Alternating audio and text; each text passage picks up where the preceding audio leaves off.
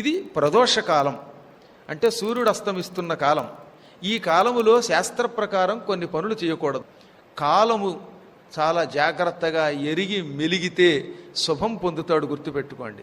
కాలాన్ని ఇష్టం వచ్చినట్టు వ్యర్థం చేస్తే, చెయ్యకూడని సమయాలలో కొన్ని పనులు చేస్తే అప్పుడు ఆ వ్యక్తి యావజ్జీవితం నరకం వంటి శిక్షణ అనుభవిస్తాడు. దుఃఖం తప్ప సుఖం ఉండదు వాడికి. ప్రదోషకాలంలో భోజనం ఎట్టి పరిస్థితుల్లో భోజనం చేయకూడదు. సరిగ్గా సూర్యుడు అస్తమిస్తున్నప్పుడు అన్నం తినకూడదు. అందుకే ఒక 10 నిమిషాలు ముందో వెనకో చూసుకోవాలి. మైథునం, స్త్రీ సంభోగం వంటి కార్యక్రమం పనికిరాదు. యానం, ఒక చోట నుంచి ఒక చోటికి ప్రయాణం పనికిరాదు. ఇంట్లోంచి కదలకూడదు. ఆ సమయంలో సంధ్యావందనం చెయ్యాలి, అర్ఘ్యప్రదానమే చెయ్యాలి. ముందు ప్రయాణం అయితే దారిలో సంధ్యా సమయం వస్తే అది మళ్ళీ ప్రమాదం కాదు. సరిగ్గా ఆ టైంలో బయలుదేరకూడదు. ఏమండి 6ంటికేనండి సికింద్రాబాద్ ఎక్స్ప్రెస్ అంటే 5ంటికి వెళ్ళిపోవాలి. అందుకే మధ్యలో ప్రయాణం వస్తే దోషం కాదు. బయలుదేరడం మాత్రం ఆ సమయంలో చేయకూడదు.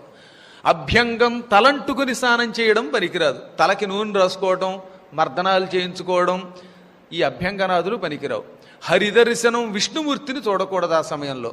ఇంకా అన్యాని శుభకార్యాణి, ఇంకా ఎన్నో శుభకార్యములు ప్రదోషే నతు కారయేత్, ప్రదోషకాలములో చెయ్యరాదు. ప్రదోషకాలంలో చెయ్యదగినవేమిటి?